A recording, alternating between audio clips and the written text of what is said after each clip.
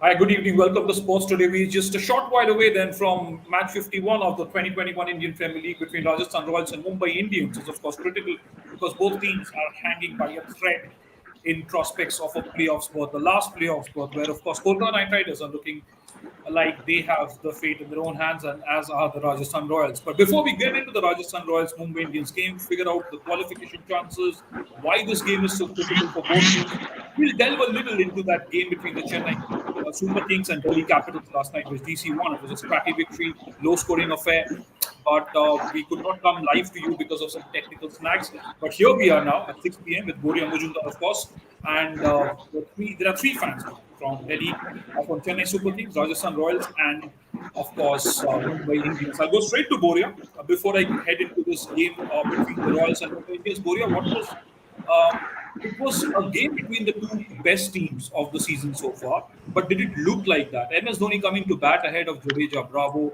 Ashwin ahead of Hetmeyer, drop chances, poor umpiring calls. What did you make of that match and what went wrong?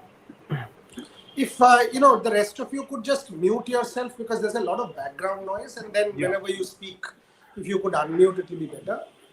Yeah, I mean, you rightly said that it was a match between the two top teams, but it looked like it was the match between the two worst teams. It was teams 7 and 8 playing. It was that bad a match.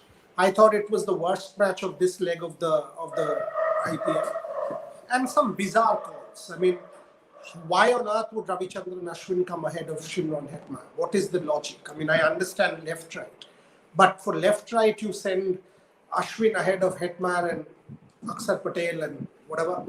And then that no ball call, what logic was that? Why was it given a wide and not a no ball? As far as the Chennai team is concerned, now it is known. It is not as if it's rocket science that MS Dhoni doesn't play international cricket. Ambati Raidu doesn't play international cricket. And it will be impossible almost. I mean, a gargantuan task for both of them to play the pace of a Rabada, Nokia and Avesh Khan.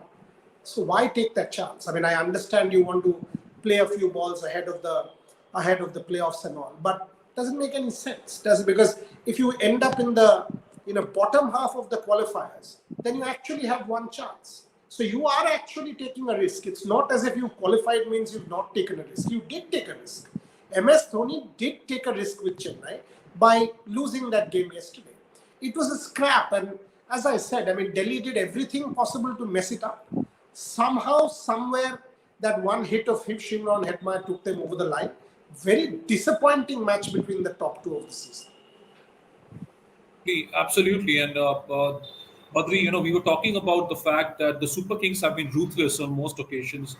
But now you're looking at Stephen Fleming's comments as well. He's saying this is a good place to be at because we're now fighting to be in the top two. But if they can't be in the top two for some reason, if Royal Challengers Bangalore win their next two games, or if they even finish with a superior net run, I mean that is going to be a tough call. But what if their net run rate also becomes a factor and they slip out of the top two? That only gives them one chance at the final, and this is something that they'd regret if something were to go wrong against them in the playoffs. And what was that logic? Stephen Fleming also said MS Dhoni wasn't the only man who struggled; the others struggled as well. But do you think Jadeja and Bravo could have propelled the score to somewhere in the vicinity of 150 and 55?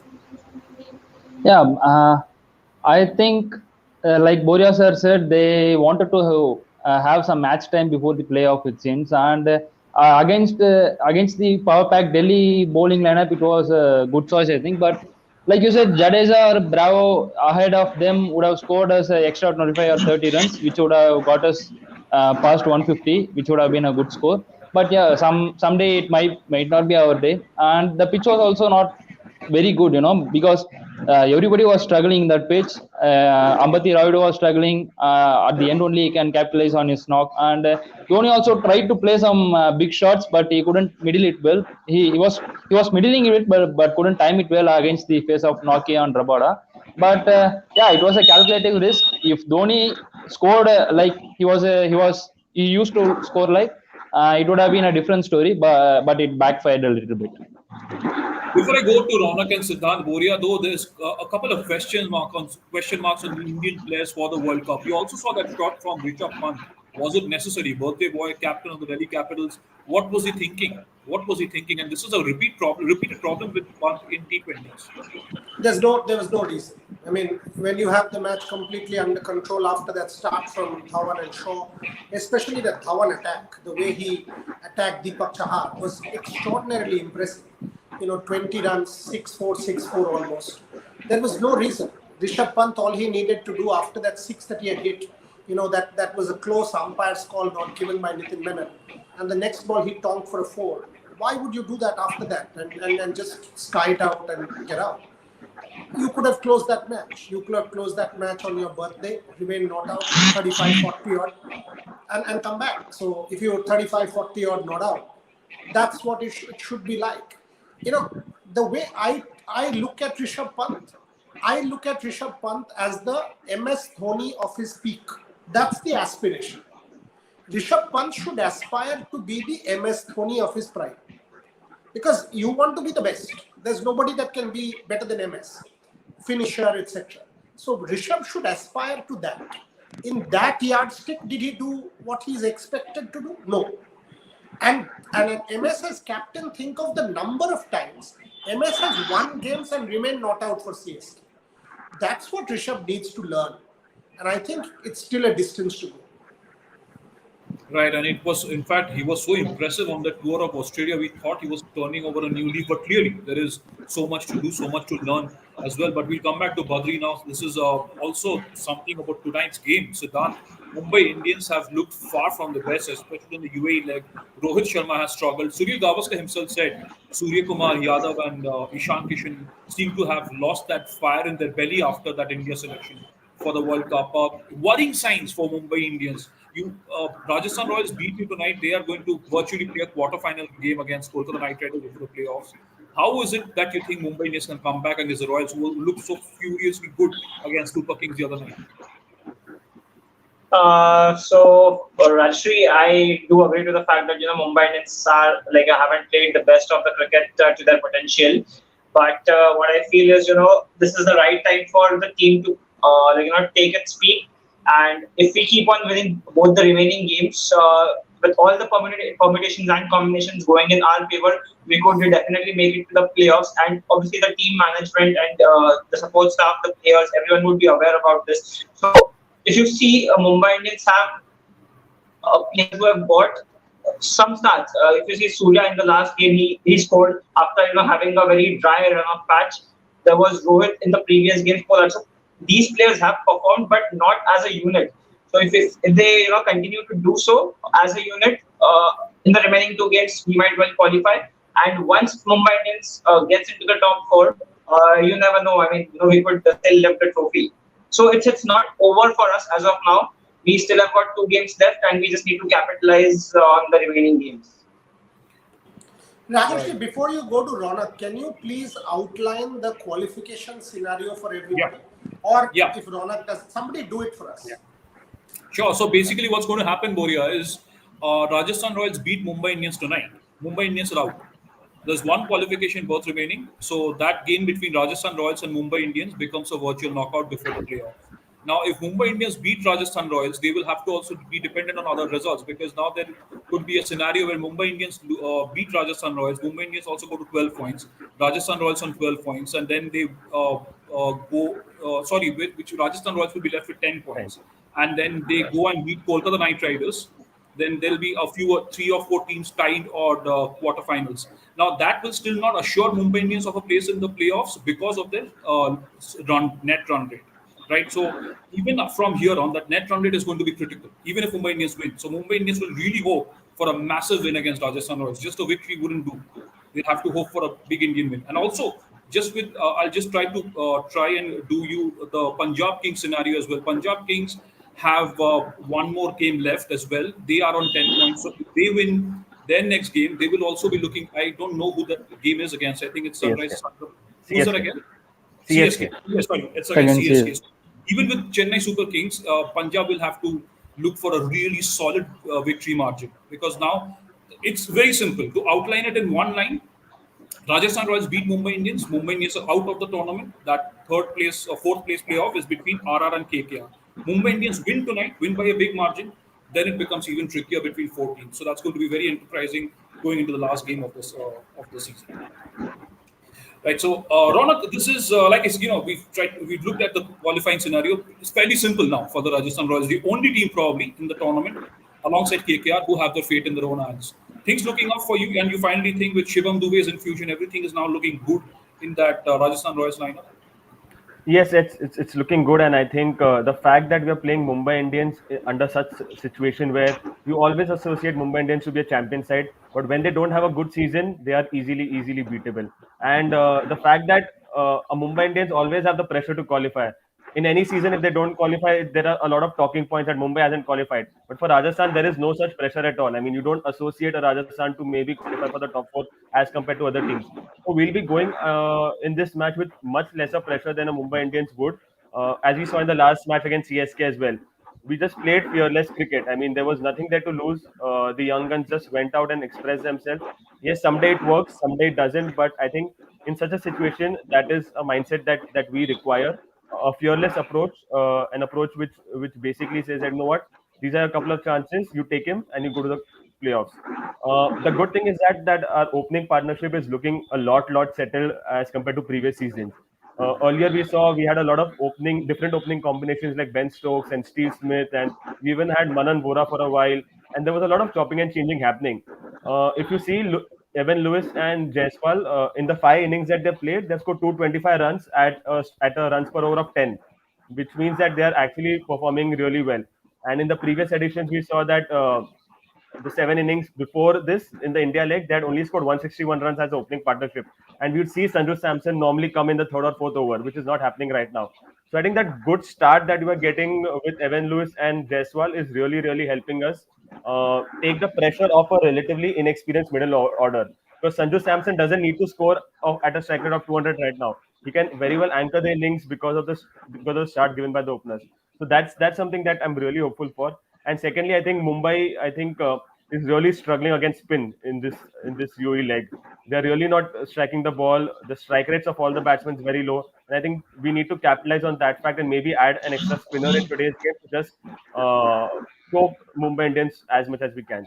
So really positive, and I'm hoping that we continue our good form against Mumbai Indians over the last couple of years or so. Before I go to Badri, on another question on MS Dhoni from Kamlesh Acharya, Boria, Chennai Super Kings did not qualify last season. Mumbai Indians they will be knocked out if they lose tonight.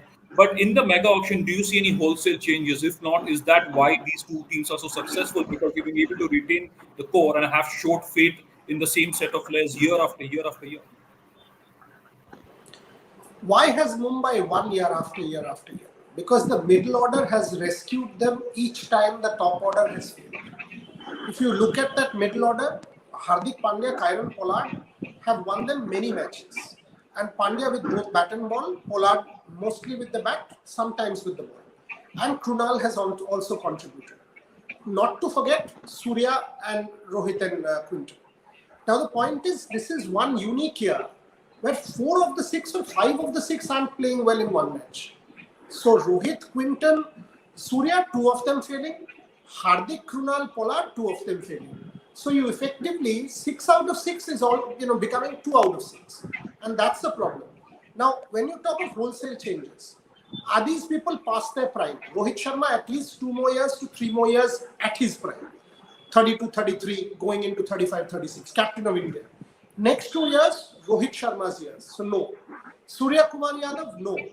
Ishan Kishan, no. Pollard, no. So clearly, Hardik is a question. How bad is Hardik in terms of his fitness? Because now it has become close to 2 years where Hardik isn't bowling almost anything. So that back, however much he comes back, starts bowling, is dodgy. Will you want to bank on an all-rounder who remains dodgy mostly? Is a question Mumbai Indians will have to answer. The rest of their players, Ishan, Surya, Rohit, Pollard, they will come back to form. Have to. Surya just too good, Ishan just too good, Pollard obviously, and Rohit, needless to say, is the greatest. So these are not a problem. Come to the bowling, Trent Bolt will be fine, Jasprit Bumrah will be fine, Rahul Chahar will be fine.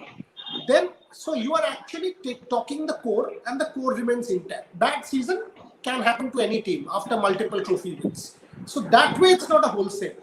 As far as some of the other teams go, I do see wholesale changes. I absolutely do. Because take the Punjab Kings. Will you continue to invest in Nicholas Puran, Fabian Allen, think Chris Jordan? Think of some of the players. Hyderabad Sunrisers. Obviously, David Warner and Hyderabad Sunrisers will part ways, no doubt. But will you invest in a Mujib? You did not even know whether he'll play or not. You have done all kinds of bizarre things there. For whatever reason, I'm not being critical. So effectively, your team is all in a mess, right? You have multiple spinners, multiple openers, no middle order batsmen. So clearly, you have to go in for a wholesale change. So it depends on team to team, and that mega auction. Don't forget, there are 2 new teams.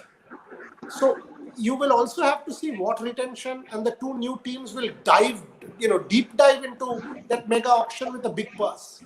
So automatically the others will have to figure all of these things out, and it will be a fascinating mega auction with 2 new teams in the frame. No, and probably Warrior will come back after the IPL around somewhere after the World Cup as well and figure out some of the mega auctions, because, like you said, it's the 2 new teams is going to be much more interesting. Again, before I go to Siddhant about the points Boria raised on Hardik and Pollard, Badri, here's a question from you from Kamlesh Acharya. He's asking, what about MSD's batting? We'll discuss this in depth on the show. This happening for the last 2 years. Is it time to stop? This was his first inning in the IPL, coming ahead of Bravo, Jadeja, at a critical match where they would have looked to finish in the top 2. Your take on Kamlesh's question? We don't really dependent on MSD's batting in the last 2 years, I think, because we have players like Rutraj Faf in the top, and Jadeja, Moeen Ali is in the middle order. Ambati Raidu plays very well in every matches for us, so he is an unsung hero. We don't really look into his innings, but he's very useful for us. And like I said, we are not very dependent on MS Dhoni's batting, and we are very dependent on his captaining skills and his presence on the field. So yeah, his batting has took a turn in the last 2 years, but I think he'll have a last dance in this year's IPL. Or if he does not retire, he'll have a good IPL next year. I don't think anything else will affect our team, it seems.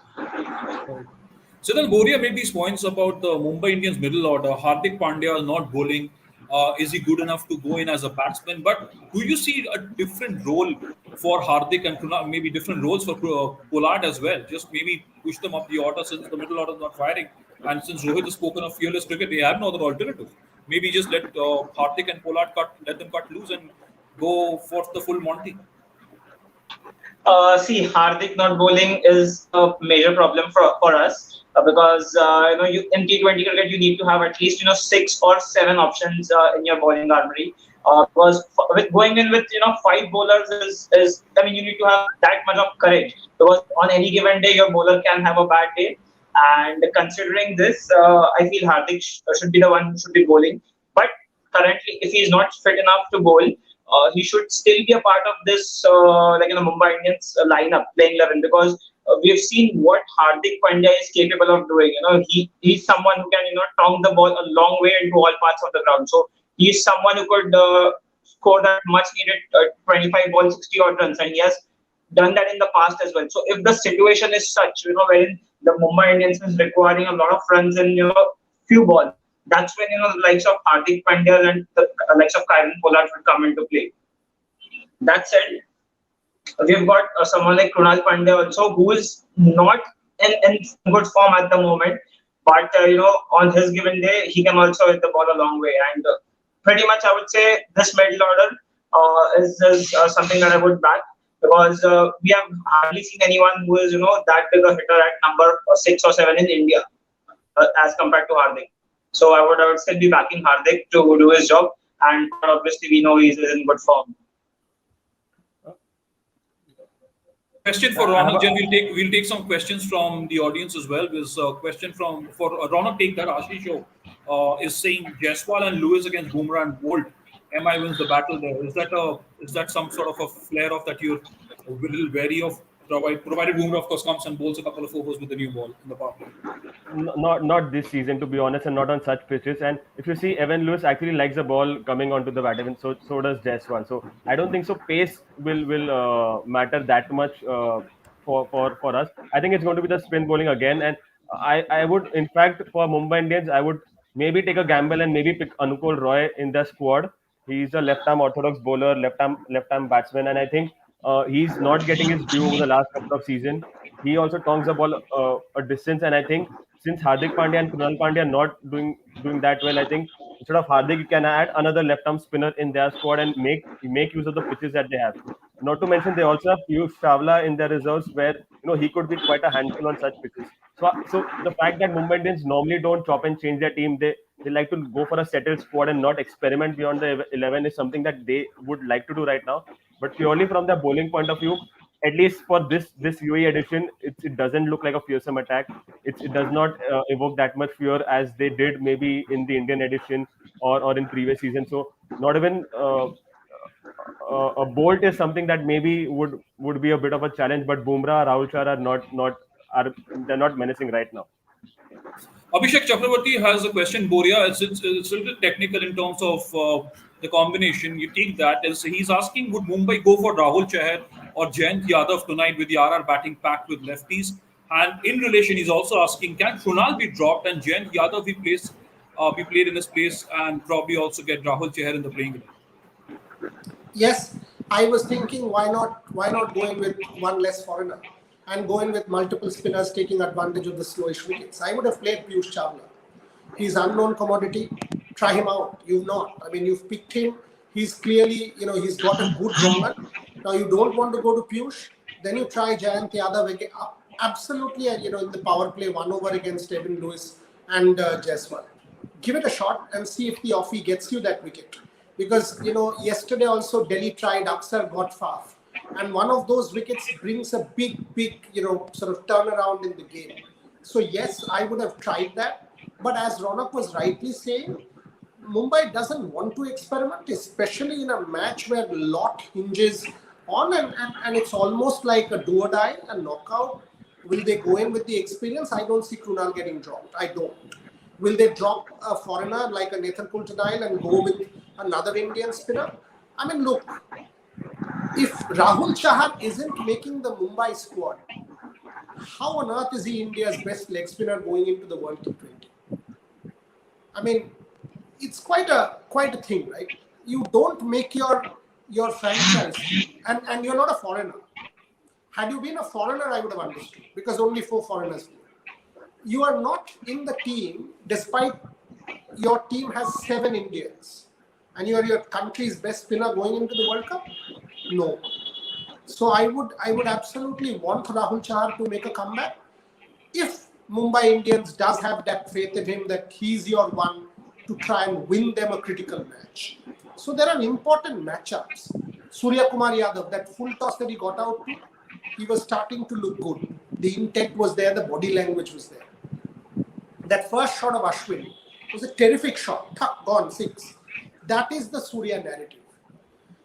Saurabh Tiwari, will you bank us on a Saurabh Tiwari, or if you see, they dropped Ishan Kishan, made a comeback and was brilliant. Is it time to give Ishan Kishan a go? Will Saurabh Tiwari win you a game, or is he a percentage cricketer? He's a percentage cricketer. 20 of 20 balls. 25 of 20 balls. Chalo, maan liya. Ishan Kishan, 25 of 10 balls. This is one of those games. Give it your all and then we'll see what happens. Another one from one of our viewers. We've sort of addressed that before, but Siddhant, he has got some stats for you. Abhishek again. He's saying, Siddhant, last 7 matches, RR have won 5 of them against you. Do you think I should be wary of RR in terms of the face-off, the competition now, because of the net run rate pressure? I'll just add another twist to this question since we've already discussed this and we've taken another question from Abhishek. This is not just about getting those 2 points, Siddhant. It's also about the net run rate, and they have to win really big. So do you have a calculation in your head? I know fans, a lot of times they do those calculations. So tell us, do you have those calculations and how do you think Mumbai Indians are going to achieve that? Rajashri, this is, a deja vu situation for Mumbai Indians. If you see way back in 2014, Mumbai Indians were in a similar situation wherein I mean, they had to chase about 189, 190 odd in 14 point, in 13 point or 14.5 overs or so. So that's when Mumbai Indians did. So similarly, if you see Mumbai Indians, still could pull it off. And based on this, yes, I mean the margin that we need to win should be immense, clearly, or else it would hamper our net run rate if the margin of victory is not that great. So knowing So then, how are you looking at this match as a neutral? How is this shaping up for you? Who are you supporting? Yeah, basically, like you said, it's a good feeling to see our opponents facing off each other before the playoffs, and both of them is in a critical situation. And yeah, whoever wins gets the playoff spots. So it's a bit tricky for them, RR and MI both are very tough opponents, and RR is in a clear good form. MI is struggling a bit, but we all know MI will come back stronger in the end of the seasons. In 2018 also, I think they have lost 2018 or 19. I think they have lost all the first 6 matches and came back very strongly in the second half. So I think Mumbai can pull it off, but I'm supporting RR today because I don't want Mumbai in playoffs facing each other, CSK or any other team. So I will support RR. All right, then. Additional support for the Rajasthan Royals. Ronak, one question for you from Sharan Shetty before I go to Boria for his Fantasy 11. He's taking a dig at you and saying that, my question to Ronak is if Lewis and Jaiswal don't give a good start, the team can be all out for 60. And Ashish is at the same time asking whether Shamsi should play against Mumbai Indians. Yeah, so to the first point, I think if Rohit Sharma and Quinton de Kock don't give a good start, I think Mumbai Indians also can be all out on 60. So I think these low scores are an aberration. It doesn't happen all the time. And I mean, on the second point, I don't think so. Shamsi should be given a go right now because I think it's difficult to replace a foreign player right now because the only player we can replace is David Miller. And even if you're replacing David Miller, I will go with Liam Livingston because he can bowl as well and he gives you additional batting. In the short time that we saw Glenn Phillips as well, he just came in and it seemed as if he's playing IPL for years. Just came in, hit a 4, hit a 6, and it seemed normal. So I unfortunately don't see a place for him. I might get a Shreyas Gopal in if I want a spinner to just strangle the opponents a bit further. But I think Tewatia, Mayank Markande, if you get Liam Livingston, he can do a good job. And I'm not sure if Mahipal Lomror again will be picked or not because I think he performed really well at the start of the this leg. But I don't know why he was not picked last game. But I wouldn't go for Shamsi for this game at least. Okay, we're almost out of time. I'll just quickly go to Siddhant and let him give an opportunity. I'll give him an opportunity to respond to what he said there, Ronald. Get Rohit and Quinton de Kock out early. Mumbai Indians are also exposed, and 60 all out is also a possibility with them. You want to hit back at that before I go to Boria for his fantasy? See, I mean, it's a good thing that Mumbai Indians have got such a deep batting lineup, although they haven't this season. But if we lose our openers right there at the top of the stage, it's a role of the middle orders to take that responsibility on their shoulders. And we have seen in the past as well, like when the likes of Kyron Pollard or the likes of Surya Kumar Yadav, they have been given any sort of responsibilities, they have done their tasks. And once after these two middle order batsmen, these 2 or 3 middle order batsmen, they settle in, they get their runs going, and after that it becomes easier for the hitters to come in and destruct straight away. So this is where we should be capitalizing on. Okay, Boria, your fantasy 11 for this game? I've actually got 2 because I think it's an all-in game. I mean, I don't see this going like yesterday to the 19th, 20th over and scrap, and that's not going to happen. I mean, I think whichever team wins will win big and will be dominant. So I've got 2 teams, both 7-4. So one Mumbai 7-4, one Rajasthan 7-4. Because Mumbai will go all guns. I mean, just winning it by 5 runs or 19.4 overs will make no difference. You have to win big. So it will be a different kind of game, is what I think. Accordingly, I've gone with 7-4. I think the Mumbai top order will come very hard, very hard. So if one of them makes a big one, so that's how I've fashioned my team for this one. 7-4 Mumbai, at the same time 7-4 Rajasthan. So I would say that if you're going fantasy, go 2 teams and go all in today.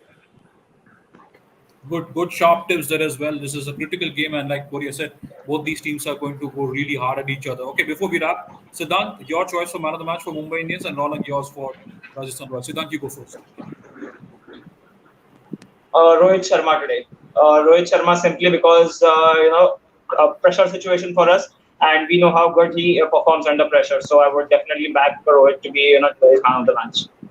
Okay, good call. Ronak, yours. So against previous matches against MI, we had Josh Butler performing in 2 successive matches. We had Ben Stokes opening and scoring a century. So I'll stick with the foreign opener who will again dominate the attack from the start, which is Evan Neal. Right, again, good calls there as well. Well, Boria and I are IPL neutrals, like we keep saying. So we'll sit back and watch and enjoy this game.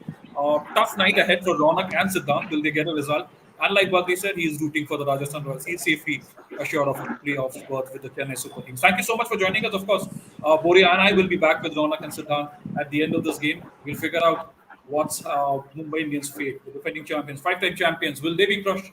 Will they be crashing out of the 2021 Indian family? We'll find out soon enough. Do join us then. Until then, have a good evening and subscribe to Sports. Thank you.